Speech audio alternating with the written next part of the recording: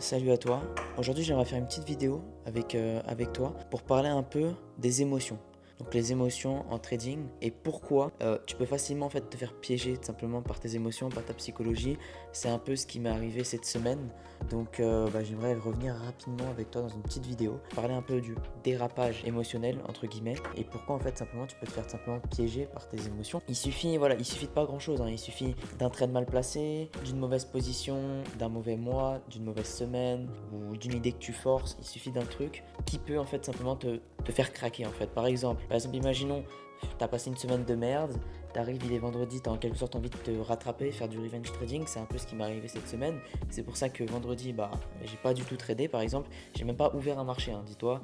Toute la semaine j'ai tradé, je me suis mangé 2 SL, j'ai forcé une idée sur différentes paires, donc je me suis dit vas-y, je vais carrément ne pas trader, je préfère carrément prendre du recul.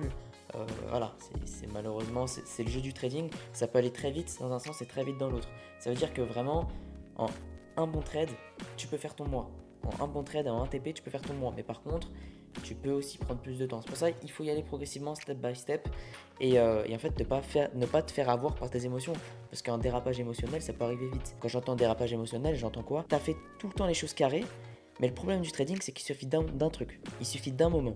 Il suffit d'un moment où c'est que tu pètes ton crâne, d'un moment où c'est que t'es pas concentré et frérot, c'est ciao, tu vois, c'est ciao, t'as plus ton compte et tu peux cramer ton compte. Genre vraiment, tu peux cramer ton compte en un trade. C'est une dinguerie de se dire ça quand même. Je trouve que c'est vraiment fou, tu peux cramer des 100 000, des 10 000, que ça soit du démo ou du réel, tu peux cramer un compte très rapidement si tu sais pas gérer tes risques. C'est pour ça que normalement, le moindre truc qui va être contre ton trading, le moindre truc qui va en quelque sorte te faire douter de ta position, te faire douter de ton trading, normalement tu dois arrêter. Tu dois vraiment genre arrêter le trading, simplement arrêter ta journée ou arrêter au moins pour une heure, tu vois. Prendre du recul. Pour éviter un craquage, c'est vraiment comme je te le dis, prendre du recul, gérer tes risques, gérer tes SL, gérer tout ça. Mais c'est beaucoup de psychologie, par exemple, moi, je sais pas si tu le sais ou pas, mais en ce moment je stagne. Ça veut dire je stagne, ça veut dire que je vais prendre des positions, mais je vais être dans cette tranche du mi-bœuf, mi-rentable, tu vois. Donc je suis entre les deux, et c'est un peu compliqué quand tu es là depuis longtemps, tu vois, quand tu es dedans en fait pendant longtemps, parce qu'en fait tu te dis ouais, tu vois tous les autres avancer, mais toi, tu es là, tu stagnes, tu vois. Donc en quelque sorte, ça te donne envie de vouloir aller vite, de te précipiter. Et en fait, c'est comme ça que tu fais des erreurs. Moi, c'est comme ça que j'ai fait une erreur cette semaine en voulant forcer une idée à la vente. Alors qu'en fait, il y avait des éléments contraires, mais j'ai quand même forcé l'idée. Bon, c'était des trades à demi-risque, mais de toute façon, on pourra en revenir dans d'autres vidéos.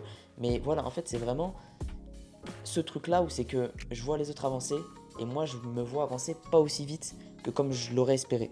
Et c'est ça, en fait, qui me dérange et qui, des fois, me pousse à prendre des positions de merde, à prendre des trucs de merde.